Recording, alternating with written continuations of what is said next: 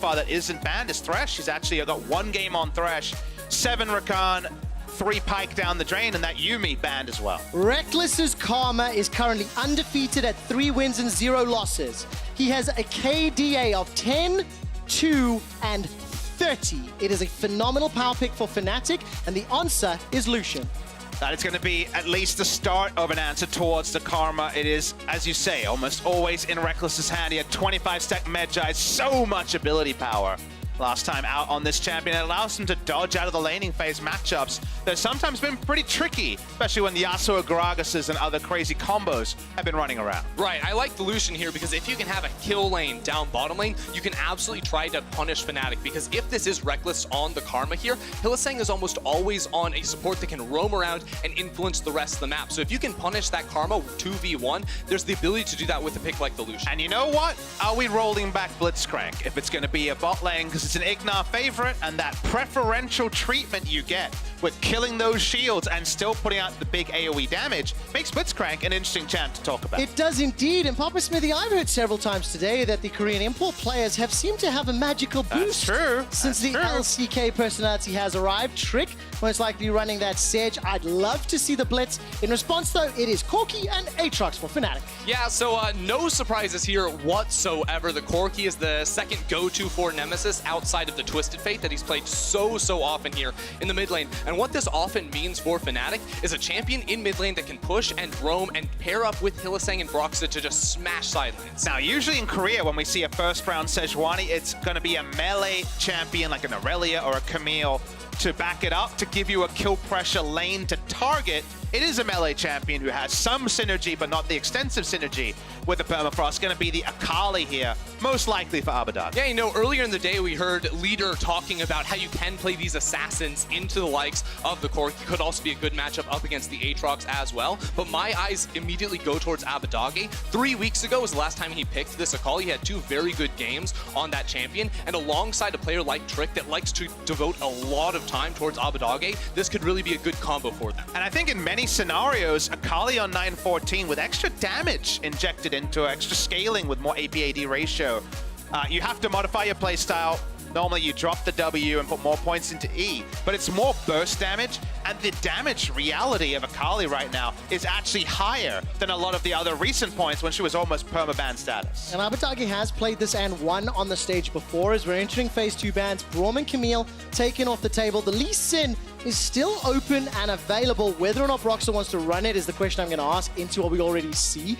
What would you like to see from these teams? Maybe Broxah's jungle pick. I mean, personally for me, if it's Broxah, I always want to see him on that Lee Sin. Somehow he always figures out how to make it work, whether it's the early laning phase to find kills or in these team fights to find big picks. But right now, the most incredible thing is that Schalke have all in on this ban support strategy up against Hylissang. All 4 champions that Hylissang has played, Rakan, Pike, Thresh, and Yuumi, have all been banned. Assuming that Rekkles plays the Karma and knowing that IgNar's Blitz is off the table, what support champion is left? Because it looks like Nautilus might go as well. And that's going to be the tier list pick stolen away by Schalke. But the thing is, Nautilus can be blocked by a lot of tank supports, so there is a lot of ways you could go here. Yeah, I'm wondering at this point, do you just put Karma in the bottom lane? You lock Ivern, though. Oh, I actually love this. So Broxah has been playing Ivern a lot on stream recently, putting in a ton of time on this pick. The Tahm Kench is the answer to follow alongside it. But if there was ever a comp built to put Nemesis on a pedestal,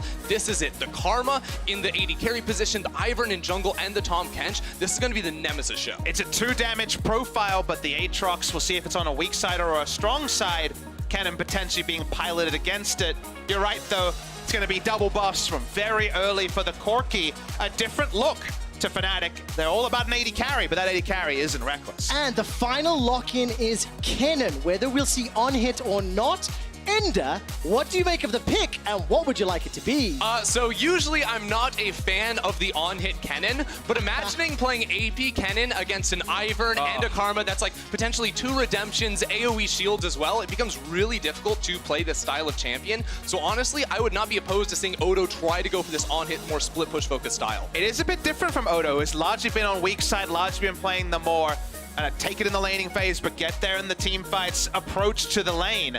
This is something that he's going to try to actually potentially be a side lane win condition, pushing up and being aggressive. While Odoamne's Kennen is currently 0-2 for Schalke 04 this summer. We need to see whether or not he can update his playstyle. And of course, there's a lot at stake in this game, with G2 and Splyce losing and Fnatic being the only other team at the top of the table right now to play the game today. If Schalke pick up a win, they could be challenging the top 2 or top 3. We're loading into our final game of the day, as Fnatic will look to bounce back for some questionable performances, and Schalke will look to step up. It's Fnatic taking on Schalke.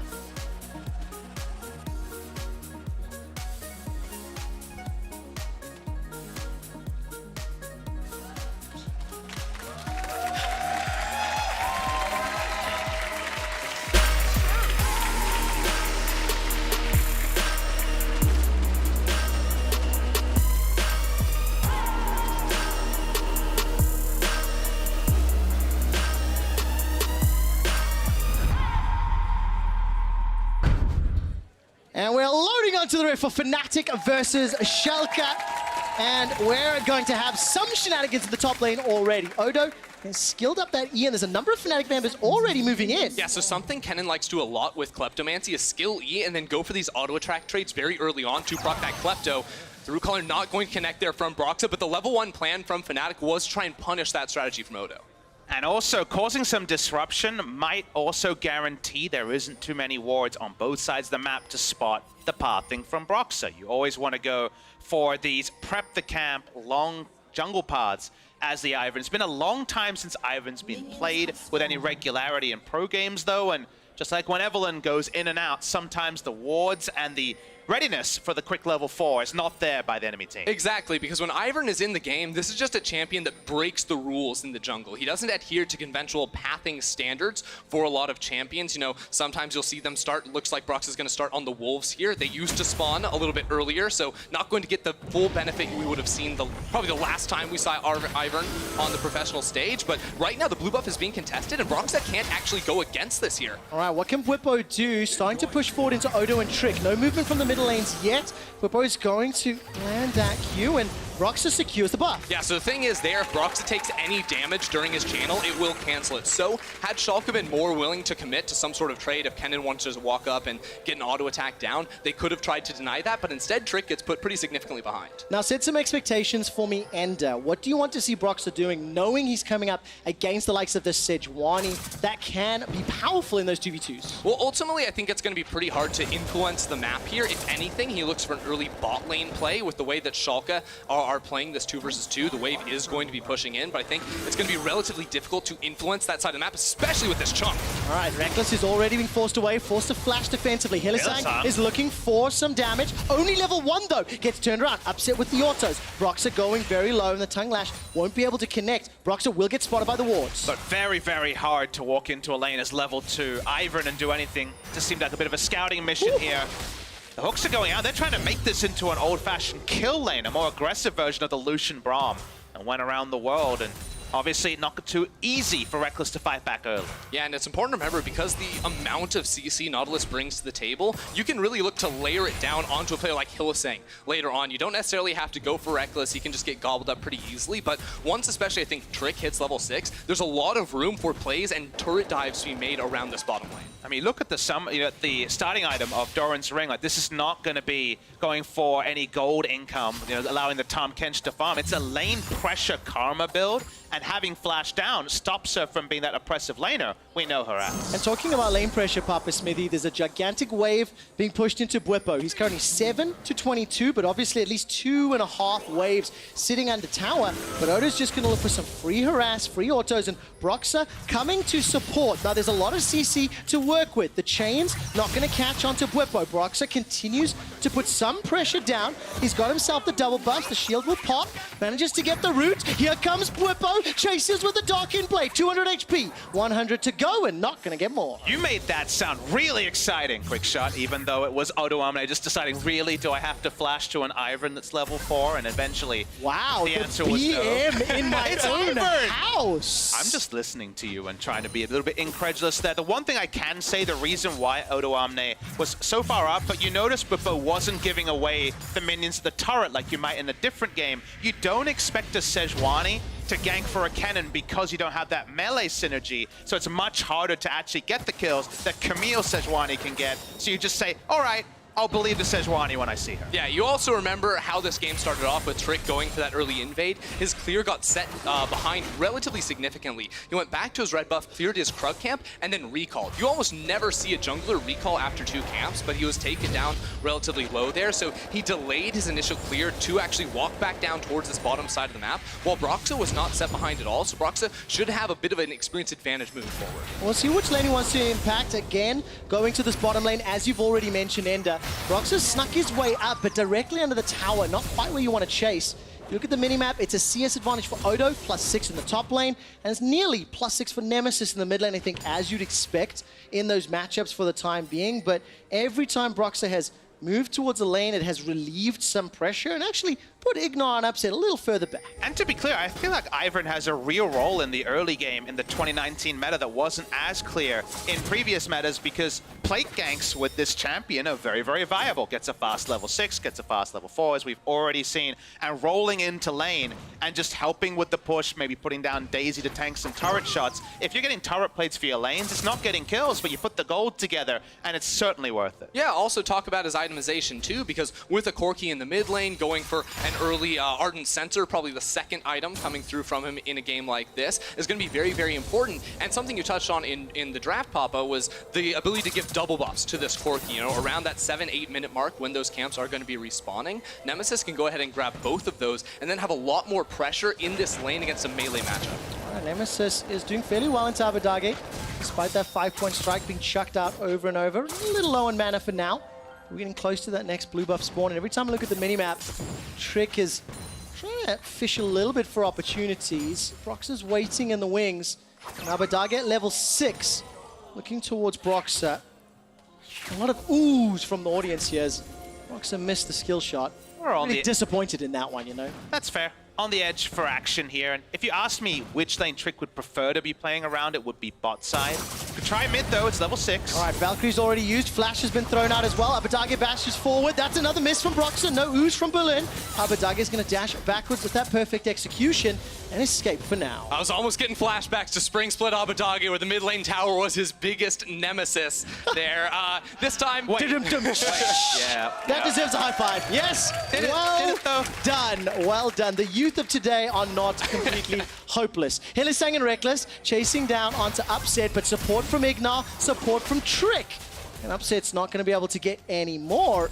And Trick sniffed around the Ocean Drake, but not going to chase further. And to finish my thought about why Trick might want to be playing bot side, it's because you can instantly load up the Permafrost passive with just the heavy lifting from Nautilus. He has an auto attack reset with his W, right? And he obviously has all of the CCs on his kit, so it's a very easy lane to try to punish, but the setup isn't there. The defensive controls from Fnatic are very valuable. Yeah, and the problem with that play down towards bot side is it was the same time that red buff had respawned. Yep. So Broxah path immediately towards that mini objective, picks that up, and also delivers the red buff towards Bwipo. Now we're in a position where he can actually give red buffs to both of his soul laners. That is absolutely brutal here for Schalke. Well, we'll see what Schalke can do. It's 8 minutes in, it's an even game. If you look down the CS scores, pretty much as close as it's going to be. And we've talked a little bit about Rekkles and Upset. The analyst there set it up as well. I mean, these two teams were the Summer Split finalists in 2018. Back then, Rekkles benched himself because of the meta as well, coming back towards the end of the split. And I was not a fan of his support play in 2018. I'm significantly happier in 2019. And it's just interesting to see these two players, these two top-tier bot laners in Europe, but on significantly different champions. Right, and in a game like this too, we consider that the carry potential is much more on Upset than it is Rekkles in a match like this. And we expect to see more moves come from Trick, especially towards this bottom side of the map. Now the flash has returned for Rekkles. Maybe it's a little bit more difficult in mid lane. All right, the ultimate's gonna fly out, catch Nemesis. Abbedagge goes towards the tower, doesn't take any shots just yet. First blood, but the tower, the Nemesis problem is secured. Teleport completes for Bwipo. He's trying to find IgNar, flashes forward, gets stunned up by Trick. Now Broxah continues to chase and not gonna be able to get more. 1 for 1. No real exit plan there for Abbedagge, but still able to get the connection, not the kill, crucially. Kill goes over to the Nautilus, which does invalidate the play a bit. We're watching it on the live screen, though. Chilling Smite was thrown down onto Bwipo. Here comes Broxah, and he's instantly going to run away. All of a sudden, Broxah overstays. Yeah, I mean, it's a huge overstay there from Bwipo, while the rest of Fnatic was moving down towards this Ocean Drake. No, Broxah and Hylissang were both trying to start that one up. With Bwipo getting pressure, they're still going to be able to pick this one up, but definitely did not need to lose their top laner for it. No, definitely not the case. They will secure that Ocean Drake, so I think overall, if the laning phase continues that pace, the value of that Ocean will extend. And I want to look a little forward in the next 5 minutes and see what do we expect from Fnatic. We'll do that after the replay, which I should have anticipated. Definitely. We look over the replay here, Trevor, and the start opens with an ultimate from IgNar. It's not quite the Blitzcrank, but it is the bot side that there is no vision. The hook lands, and the first kill comes in, but like we mentioned, nowhere for Abbedagge to go. And what about the double Nemesis, being the mid tower and Nemesis himself? It was a 1v2, you know, that's all I can say, and Abbedagge did not come out the victor. No, absolutely not the case. Schalke were able to pick up that exit kill there onto Bwipo, and if you look at the minimap, Broxah was waiting in the bottom lane. It could be an attempt here if the root caller is followed.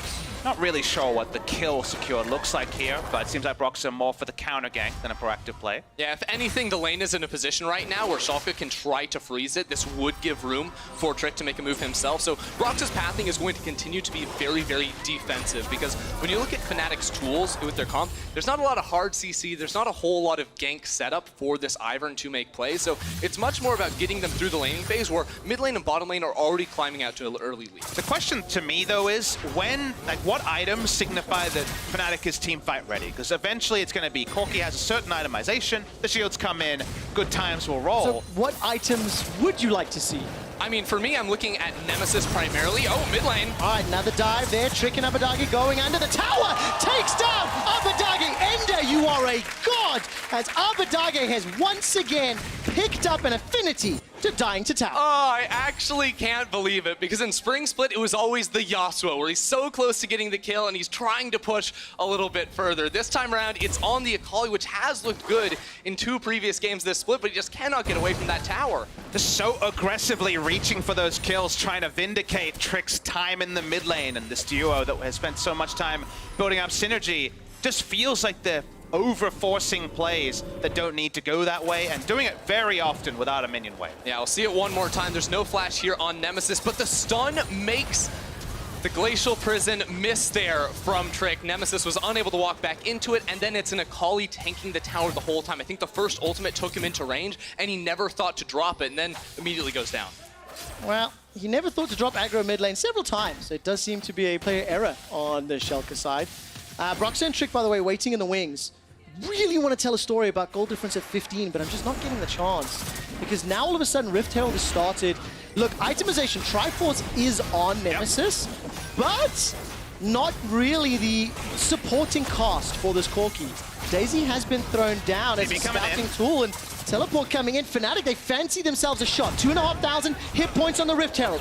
The Nautilus ultimate is thrown down into Bwipo. Inside the pitch is the fight. Oh! It's Fnatic that secured the Herald. They're not done yet. Bwipo's got the world end trying to end Schalke's world. Flash over the wall for Hilly. He manages to get the tongue lash. The Infernal Chains will not catch Abbedagge. He flashes over the wall. Daisy gets eaten under the tower, and Fnatic fancy a dive. Fnatic, they're pushing forward. They have the shields. They have the damage. The Super Soaker slows them in their tracks, and Odoamne throws down a slicing maelstrom. Going golden underneath the tower. Hylissang stays alive a few seconds longer before Abbedagge takes him out, and Abba escapes by the skin of his teeth. And a thing that we hadn't mentioned all game, it is the AP Kennen decision coming through. through from Odoamne. Yes, the AP items aren't done just yet, but diving a level 10 AP Kennen, well turned around by Schalke. Yeah, very nicely done there. And Fnatic, now there's a TP coming in on their flank. This is going to be the Kennen, no ultimate though. All right, no ultimate now. Rekkles still flash available. Bwipo's is on cooldown. Odo is chasing. The Super Soaker will provide some slow. That's a good knockup from Bwipo. Continues it away. Another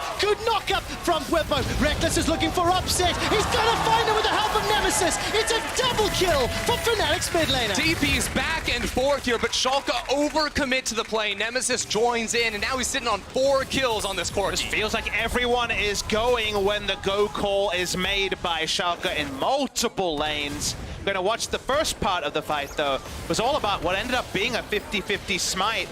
Access to the back half. They're allowed to get that extra damage from Broxah, and that's why the assassination was easy. Yeah, this end of the fight, though, becomes very difficult for Fnatic, but we're back in the game. We are indeed. IgNar and Trick now fighting Nemesis and Rekkles. But look at the minimap. Upset and Abbedagge are flying in. IgNar will go down to Nemesis. The fight continues. Rekkles going low, flashes away. Trick is being melted. Nemesis can't quite find the damage yet. He will be taken up by Upset. Rekkles gets shut down by Abbedagge at the end. And here comes Bwipo. Round 17. Fight!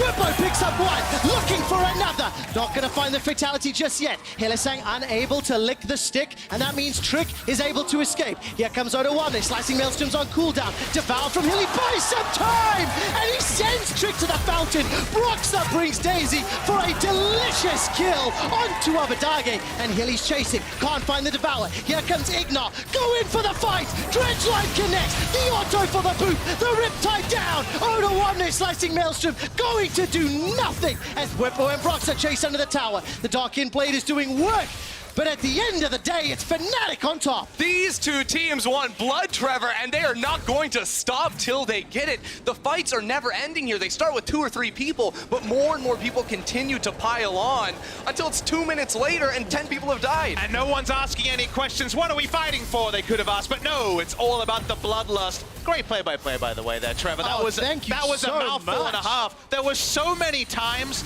an honorable truce could have been called in the fight, but instead we kept fighting, and the end result is that Nemesis is rolling in gold in a comp that was entirely built to set him up for the hard carry. And now jumping back on towards the map, we have to see what is the next move here, because right now Fnatic have so much vision denial and control over this river. They also have Tahm Kench, Hylissang perched up in mid lane with that Abyssal Voyage, so they make this easy move down towards the bottom lane. Nemesis also just uses package to clear away the minion wave, and they get a turret while Schalke can't respond anywhere else. All right, another potential fight in the jungle. If you look at the minimap, tower number 3 falls.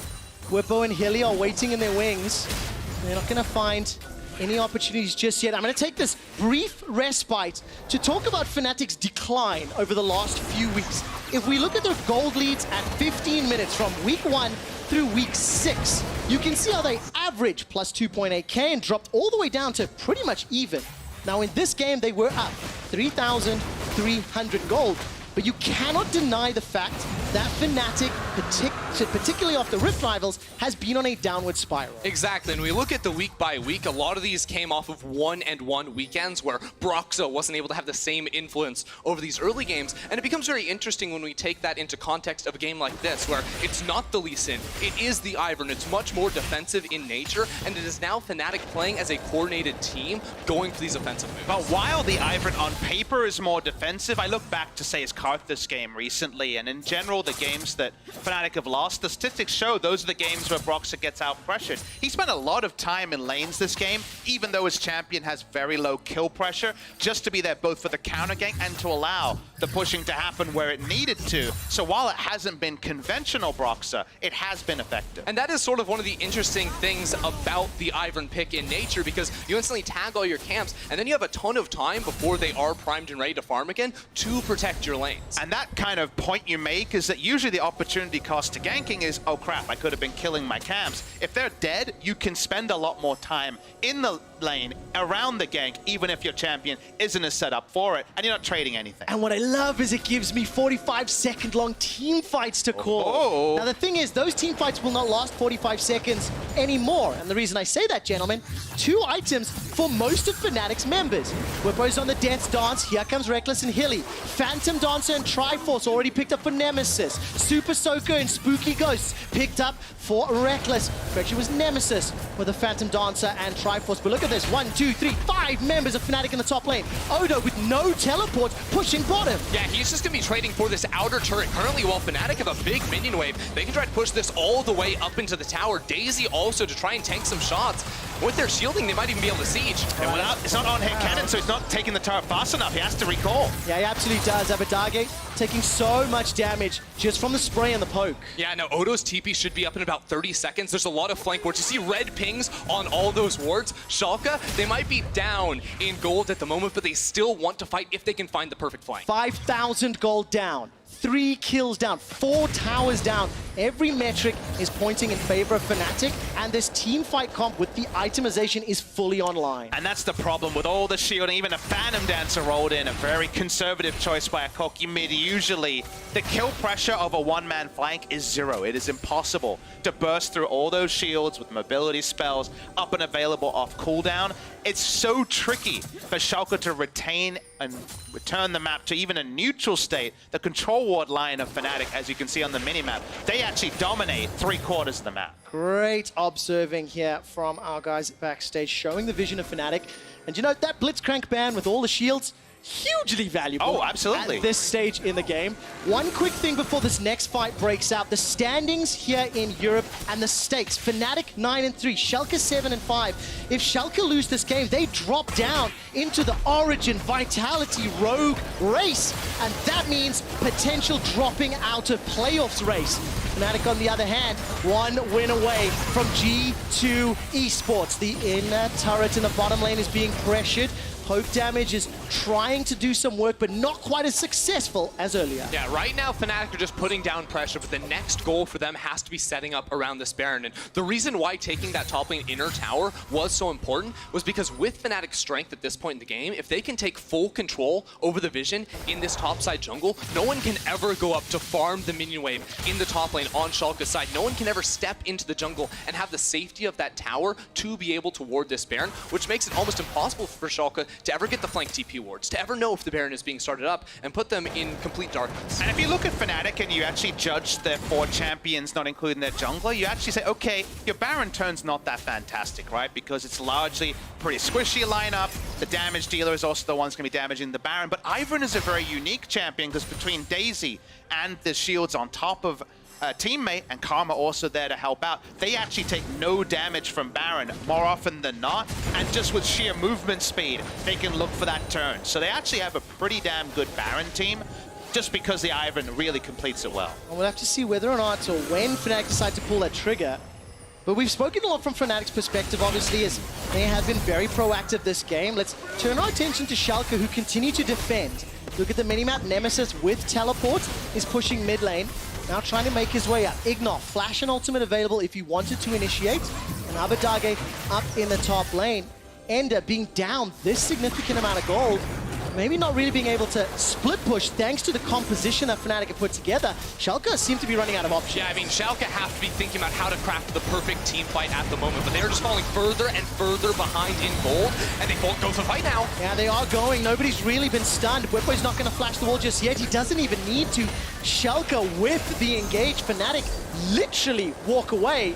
And now they turn their attention to the bottom lane. And this is how Fnatic play almost every single game. It's about running between 2 lanes, taking towers, and catching your opponent off guard. This game, they don't have a Twisted Fate in the mid lane. They don't have all these teleport tools, but they still use them. The Tahm Kench in order to get the mid lane, then they move back down bottom lane, and because they're ping-ponging between these 2 lanes, it makes them get a free objective on top. But I think Schalke understand exactly the sort of scenario they're in. You'll notice Odoamne was grouping with 5 rather than looking for a flank teleport. There weren't many wards for him, but if he shows up, it has to be perfect to be any semblance of real, because in most of these skirmishes, the thing we don't even talk about is if Fnatic take anything resembling a health trade, they can just redeem themselves with the redemption and be ready to go for a siege once again. Meanwhile, Schalke would have to recall and heal up, and because of the effective health bar differences whenever damage is threatened, it's so easy for Fnatic to stay up on the map forever. And there's actually been so few times for Schalke to reset and put down the wards you want to stop the Baron from being an easy objective. Yeah, and on top of that, consider ultimates as a resource in this game too. Fnatic, you have a Corki, a Karma, a Tahm Kench, all these champions don't fully rely on those ultimates, whereas Schalke, in order to have that team fight, you need the Kennen, you need the Sejuani, at the same time, when you're this far behind. And if you find that engage and it doesn't work out, you're then waiting for 90 seconds before you can do anything, while Fnatic don't have to pay that same price. And before that, you also need the items as well. Just look at the disparity. While Upset has got himself the Essence Reaver and Rapid Fire Cannon, he's the only member of Schalke with 2 fully completed items. That really matter for the carries. Odoamne, thrift shopping, just completing. Deathcap not yet for Abbedagge. Got those 2 needlessly large rods. And you contrast it to what Fnatic are picking up with no towers, not enough kills, and really no map pressure. This is why Schalke are falling behind. Defensive flash from Trick. Bwipo flash forward, gets the 3rd Q, continuing to chase. There's the redemption. Odoamne flashes inside the members of Fnatic, but there's simply not enough. Trades his life for Broxahs, and Fnatic aren't done. IgNar forced to flash defensively. Nemesis picks himself up the kill. Abbedagge is running for his life. Tongue Lash will not slow him down. Hilly and Bwipo and Rekkles are running him out of the map. He will go down to Bwipo. Now Nemesis does get chunked out. Upset is looking for an opportunity. Yeah, Upset can't do anything though, because 4 members of Fnatic are pushing strong in towards the base. The inhibitor tower will go down, and Fnatic crack it open. Yeah, the inhibitor will be soon to follow. The mid-inhib turret, the next target. 8,000 gold in the lead, and this could be the game-winning play. There's just no respite, no ultimates like you mentioned, Ender. They just can back away when they choose. Seems like when they choose is 2 inhibitors down. I come back to the draft, and we both just assumed it would be that on-hit cannon, the Norman career, the one that would have fit this and allowed you to keep Bwipo on a leash for longer.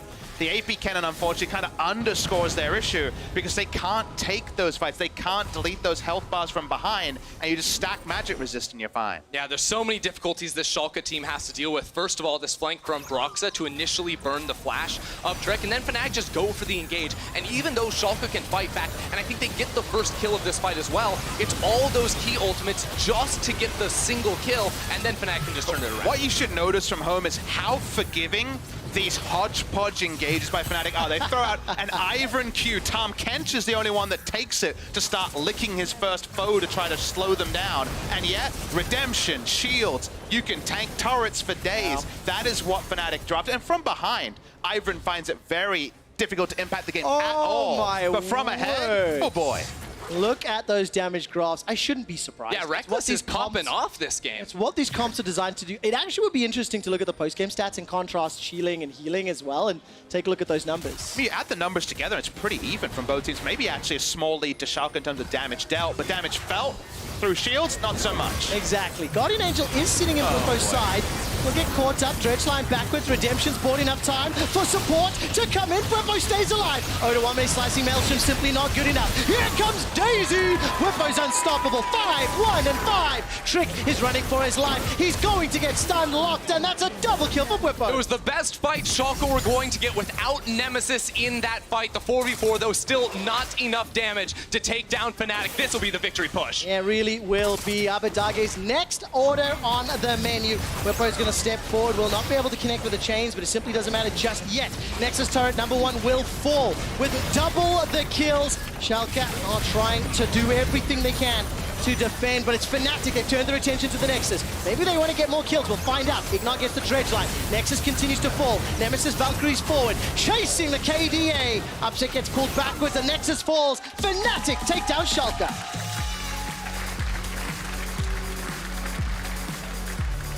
A dominating win from this team, in all honesty. New looks coming out of the jungle, new looks coming out of Hylissang on the Tahm Kench for the first time this split. But ultimately the same Fnatic that we've seen dominate early games and close out quickly.